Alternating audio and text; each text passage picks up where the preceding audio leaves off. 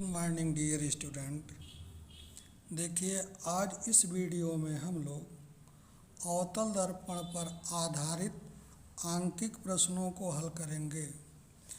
आप लोग अवतल दर्पण से संबंधित कॉन्सेप्ट को अच्छी तरह से पढ़ चुके हैं और आज हम लोग इसके आंकिक प्रश्नों का हल देखेंगे। तो देखिए, आंकिक प्रश्नों का हल अवतल दर्पण हो या उत्तल दर्पण हो, इसके आंकिक प्रश्नों को हल करने के लिए आपको जो इनके प्रतिबिंब बनने की स्थितियां हैं अच्छी तरह से पता होनी चाहिए। अवतल दर्पण से प्रतिबिंब बनने की कुल 6 स्थितियां हैं। अगर 6 स्थितियों को आप लोग अच्छी तरह से याद कर लिए हैं, रट लिए हैं, तो सवाल लगाने से पहले, मतलब इसके आंकिक प्रश्नों को हल करने से पहले उत्तर के बारे में आप जानकारी ले लेते हैं, यानी उत्तर के बारे में भविष्यवाणी कर लेंगे और जब आप सॉल्व करके निकालेंगे तो वही आंसर निकलेगा जिसके बारे में आप पहले से जान चुके हैं। तो यहाँ पर देखिए, जो अवतल दर्पण से संबंधित या उत्तल दर्पण से संबंधित जो सूत्र है वह 2 ही है। 2 सूत्र का प्रयोग होता है और उन्हीं दोनों सूत्रों की सहायता से हम सभी प्रश्नों को हल कर लेंगे। एक आपका ये सूत्र है जिसको हम दर्पण सूत्र कहते हैं, 1/f बराबर 1/v प्लस 1/u। आप इसको ऐसे भी लिख सकते हैं, 1/f बराबर 1/u प्लस 1/v, ऐसे भी लिख सकते हैं। जोड़ में आगे पीछे कर देंगे तो कोई दिक्कत नहीं होगी। तो यह आपका एक सूत्र है। अब इसमें हम देखते हैं कितनी राशियां हैं। इसमें 3 राशियां हैं। पहली राशि यह फोकस दूरी f है और दूसरी राशि जो है यह u है। u क्या है? दर्पण से वस्तु की दूरी है। यह v है, दर्पण से प्रतिबिंब की दूरी है। तो ये 3 राशियां हैं। प्रश्न में क्या करेगा, किसी 2 राशि के मान को दे करके एक राशि के मान को पूछ सकता है। अब जो दूसरा सूत्र है वह आवर्धन m बराबर होता है प्रतिबिंब की लंबाई I बटे प्रतिबिंब की लंबाई I बटे वस्तु की लंबाई O, और ये बराबर होता है फिर -v/u की, -v/u के बराबर होता है ये।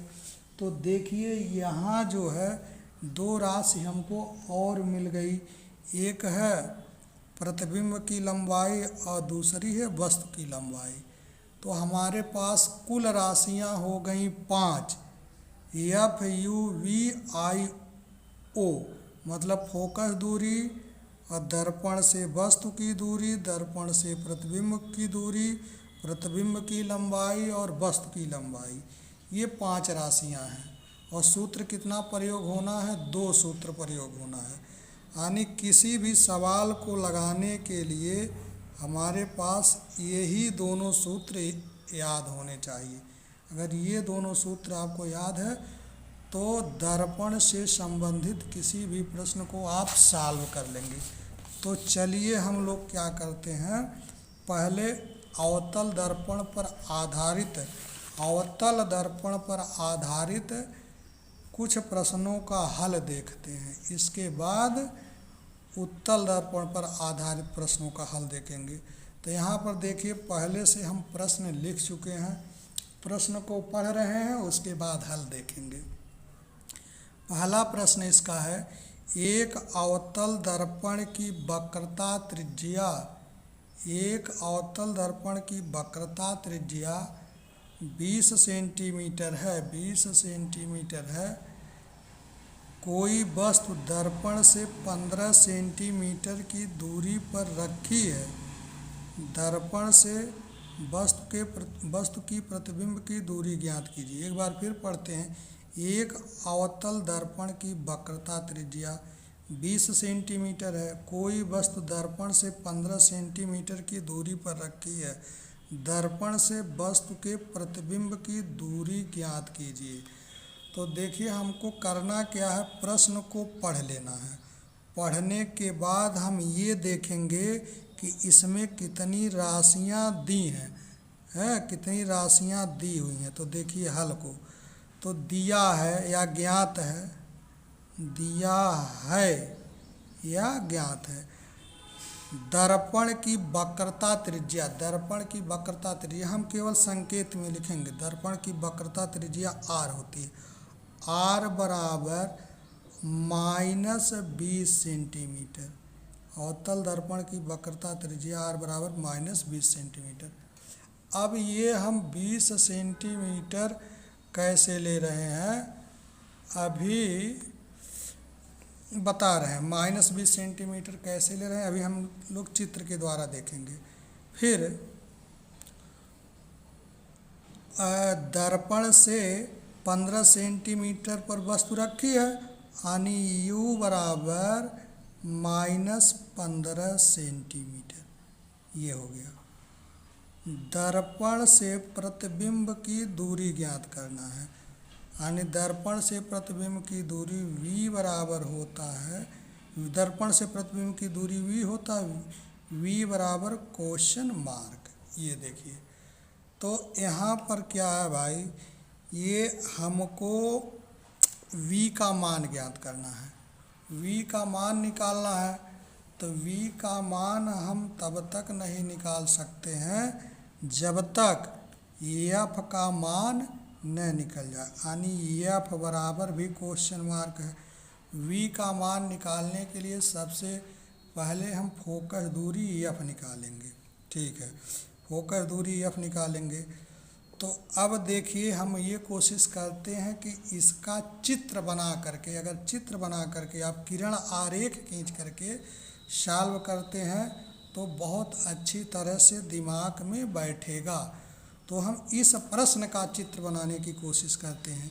तो देखिए, एक तो अवतल दर्पण है, तो इस तरह से हम एक अवतल दर्पण बना लेते हैं। ऐसे एक अवतल दर्पण बना ली, M1 M2, यह एक अवतल दर्पण है, यह एक अवतल दर्पण है, अवतल दर्पण है। तो आप ये दिमाग लगाइए कि इसका वक्रता केंद्र भाई कहाँ पर होगा, वक्रता केंद्र यहाँ पर होगा। ये वक्रता केंद्र है और ये आपका ध्रुव है, इसको हम मिला देंगे, ऐसे मिला दिए, यानी C और F को मिला करके आगे बढ़ा देंगे तो ये मुख्य अक्ष हो जाएगा, मुख्य अक्ष हो गया।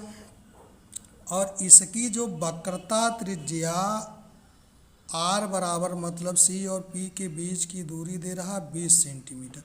अब हमको चूंकि इधर से ये दूरी नापना है, तो हम जब ध्रुव से बाईं ओर की दूरी नापते हैं तो ये दूरी ऋणात्मक होती, इसीलिए ये r बराबर -20 लिया जाएगा। आप यह भी याद रख सकते हैं कि अवतल दर्पण की जो वक्रता त्रिज्या या फोकस दूरी होती है उसको ऋणात्मक में मापी जाती है, क्योंकि हम ध्रुव से बाईं ओर नापेंगे और प्रकाश दाईं ओर से डाला जाता है, तो इसलिए ये दूरी ऋणात्मक होगी। अच्छा, अब यहाँ से यहाँ तक की दूरी 20 सेंटीमीटर है, तो जो फोकस होगा, इसका फोकस F होगा, वह 10 सेंटीमीटर की दूरी पर होगा, है 10 सेंटीमीटर की दूरी पर होगा। यानी हम क्या करेंगे, अब यहीं पर F निकालेंगे, चूँकि F बराबर होता है r/2, यानी -20/2 बराबर -10 सेंटीमीटर। ये निकल चुका फोकस दूरी, यानी ध्रुव और F के बीच की जो दूरी है वह 10 सेंटीमीटर है। अब देखिए, प्रतिबिंब कहाँ पर, वस्तु कहाँ पर रखी गई है, यहाँ से यहाँ तक की दूरी 20 सेंटीमीटर है और ये फोकस है 10 पर, और जो वस्तु रखी गई है वह 15 सेंटीमीटर पर यहाँ पर रखी गई है, यानी वस्तु को यहाँ पर रख दिया गया। अब हम वस्तु की स्थिति को देखेंगे कि वस्तु किस स्थिति की है, किस स्थिति में वस्तु को रखा गया है। तो वक्रता केंद्र और फोकस के बीच में है, वक्रता केंद्र और फोकस के बीच में वस्तु को रख दिया गया है। तो जब वस्तु वक्रता केंद्र और फोकस के बीच में होती है, वक्रता केंद्र और फोकस के बीच में होती है, तो ये इसका प्रतिबिंब कहाँ पर बनता है? अनंत और वक्रता केंद्र के बीच में बनता है। अनंत ये है, इधर अनंत हो जाएगा, अनंत और वक्रता केंद्र के बीच में यहाँ यहीं पर बनता है। तो अब इसके बारे में आप क्या हल लगाने से पहले क्या जान सकते हैं? देखिए, वस्तु वक्रता केंद्र और फोकस के बीच में रखी है, तो इसका प्रतिबिंब अनंत और वक्रता केंद्र के बीच में बनता है, उल्टा बनता है, वास्तविक बनता है, वस्तु से बड़ा बनता है। कहने का मतलब है जब हम v का मान निकालेंगे, मतलब दर्पण से प्रतिबिंब की दूरी निकालेंगे, तो यह वक्रता केंद्र से अधिक आनी चाहिए, क्योंकि प्रतिबिंब जो है दर्पण और वक्रता केंद्र के बीच में बन रहा है। तो चलिए इसका पूरा किरण आरेख ही खींच लेते हैं। तो एक किरण ऐसे जाएगी मुख्य अक्ष के समांतर, ये गुजरेगी भाई फोकस से ऐसे गुजरेगी इस तरह से, और दूसरी किरण फोकस से जाएगी तो ये हो जाएगी मुख्य अक्ष के समांतर, ऐसे मुख्य अक्ष के समांतर हो जाएगी। तो दोनों किरणें यहीं पर काटेंगी और ये प्रतिबिंब बन जाएगा।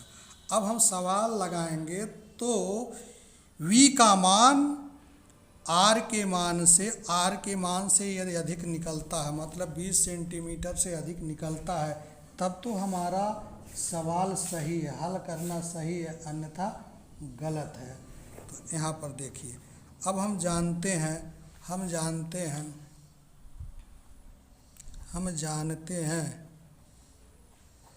दर्पण सूत्र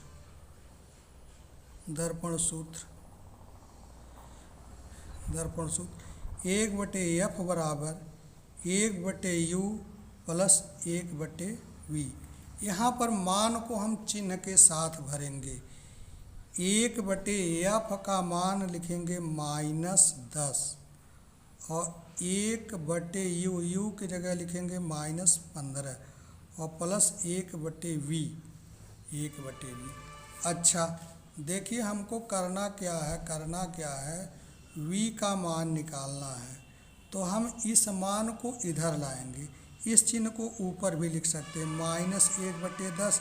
तो ये चिन्ह जब इधर आएगा तो प्लस हो जाएगा, 1/15 बराबर 1/v। अब इसको सॉल्व करना है, 10 और 15 का जो एलसीएम आएगा ये 30 हो जाएगा, 30। 10 और 15 का एलसीएम 30 हो गया, तो 10 तियाँ 30, यहाँ 3 हो जाएगा, 15 दूना 30, यहाँ 2 हो जाएगा। ये अब 3 माइनस है, 2 प्लस है, तो -3 में से 2 प्लस को जब घटा देंगे तो -1/30। तो 1/v बराबर -1/30। पलटेंगे तो v बराबर हो जाएगा -30।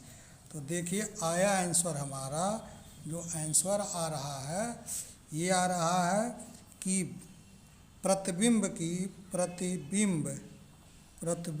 यहाँ पर लिख रहे हैं, प्रतिबिंब की दर्पण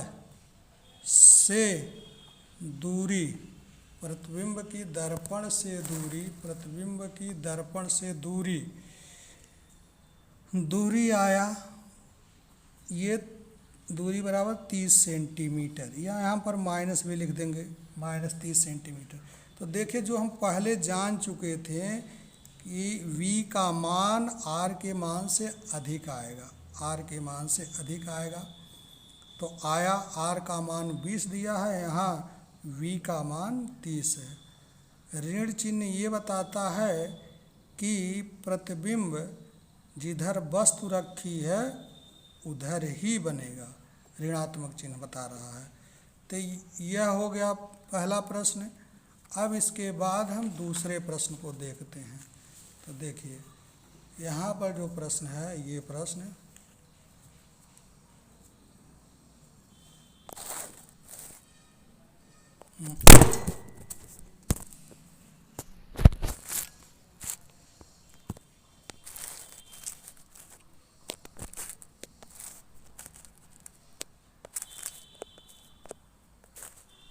हाँ, तो हम प्रश्न को पढ़ रहे हैं।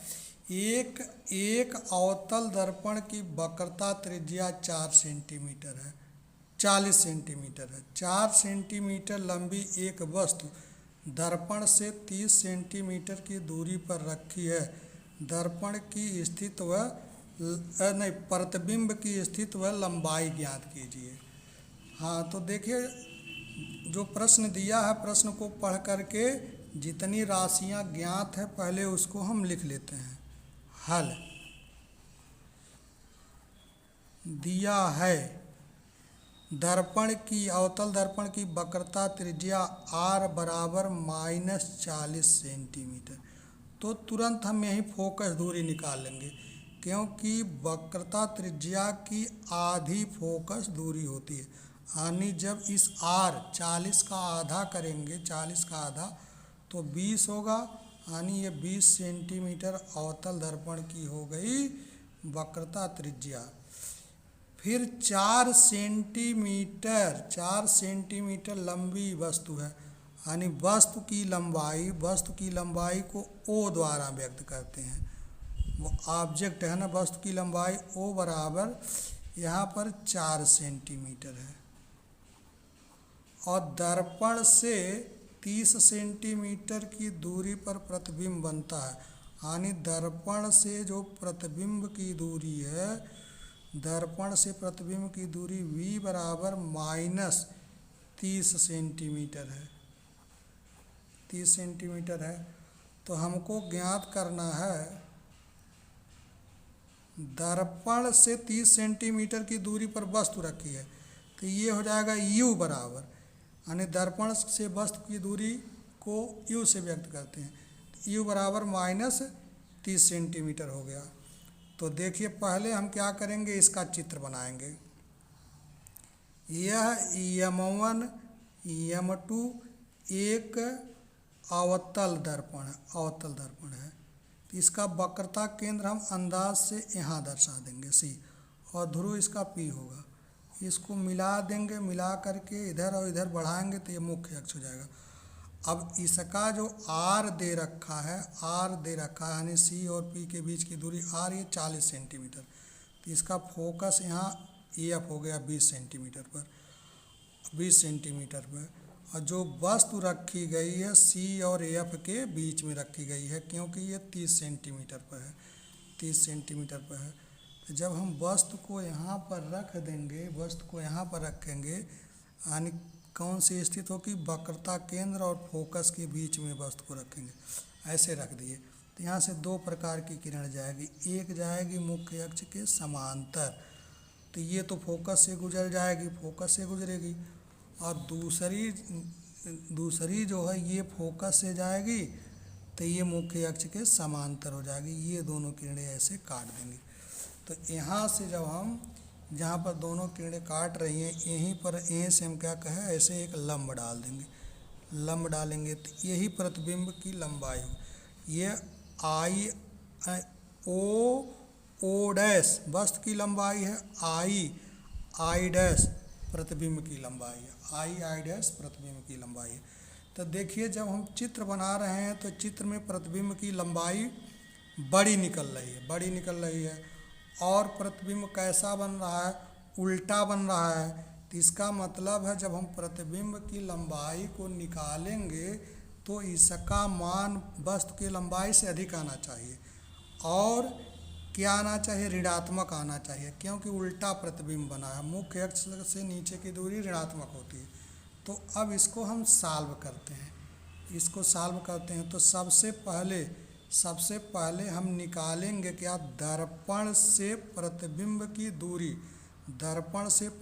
की दूरी का भी मान वक्रता केंद्र से अधिक होना चाहिए, क्योंकि ये वक्रता केंद्र के आगे इधर बनी हुई, अनंत और वक्रता केंद्र के बीच में बनी है, यानी u का मान r के मान से अधिक होना चाहिए। चलिए देखिए, चूंकि दर्पण सूत्र होता है 1/u धन 1/v बराबर 1/f। अब हम 1/u के जगह -30 रखेंगे, तो माइनस यहाँ लिख देंगे, 30 यहाँ लिख देंगे, प्लस 1/v का मान तो ज्ञात करना है, 1/f का मान यहाँ पर -20 है। तो यहाँ पर 1/-20 लिख दिए। अब देखिए पक्षांतर करेंगे तो 1/20 बराबर ये इधर आ जाएगा, -1/20, ये 1/30 को इधर, -1/30 को इधर लाएंगे तो प्लस हो गया। अब एलसीएम ले लेंगे, एलसीएम ले लेंगे जब, तो ये हो जाएगा 20 और 30 का लघुत्तम जो होगा वह 60 होगा। तो 20 तियाँ 60 -3, 30 दूना 60 यानी 2 हो जाएगा। तो 1/20 घटा देंगे यहाँ पर, तो -3 में से, और जब +2 ये है घटाएंगे तो -1/60 होगा। अब इसको पलट देंगे तो v बराबर माइनस, ये आ गया 60 सेंटीमीटर। तो देखिए यहाँ पर आप ये देख रहे हैं माइनस चिन्ह क्या बताता है कि जो प्रतिबिंब है वह वस्तु की ओर ही बनेगा, और जिसकी भविष्यवाणी हम लोग पहले कर चुके थे कि जो प्रतिबिंब की स्थिति है वो वक्रता केंद्र से ज़्यादा होगी, यानी 60 आ रहा है ना, वक्रता केंद्र दिया हुआ था r बराबर 40। अब इसके बाद हमको दूसरा मान ज्ञात करना है, प्रतिबिंब की लंबाई कितनी होगी, प्रतिबिंब की लंबाई। तो आवर्धन के सूत्र से, जो दर्पण में आवर्धन है, रेखीय आवर्धन है, उसके सूत्र से हम लोग जानते हैं I/O बराबर -V/U। इसमें मान को भरेंगे तो I का मान हमको तो पता करना है, O का मान दिया है, O का मान रख देते हैं 4 सेंटीमीटर, माइनस V का मान निकाले हैं तो ये -60 आया है, ये माइनस सूत्र का है ध्यान रहे, और U का मान -30 है, 30 है। I का मान ऋणात्मक निकलना चाहिए क्योंकि प्रतिबिंब उल्टा बनेगा, उल्टा प्रतिबिंब हमेशा ऋणात्मक होता है। तो अब इसको सॉल्व करेंगे तो I/4, यहाँ पर 1 माइनस इस माइनस से कट जाएगा, 1 माइनस बचेगा, 30 दूना 60 -2, तिर्यक गुणा करा देंगे तो I बराबर 4 दूना 8 -8 सेंटीमीटर, यानी प्रतिबिंब की लंबाई जो है -8 सेंटीमीटर है। अब हम क्या कहेंगे, जो प्रतिबिंब है वह वस्तु से बड़ा है, 8 सेंटीमीटर आया तो वस्तु से बड़ा है, और माइनस चिन्ह बताता है कि प्रतिबिंब उल्टा है, और जब प्रतिबिंब उल्टा बनता है तो वास्तविक होता है, यानी प्रतिबिंब की जो स्थिति होगी दर्पण से 8 सेंटीमीटर दूर वास्तविक और उल्टा होगी। ठीक, धन्यवाद, शेष अगले वीडियो में।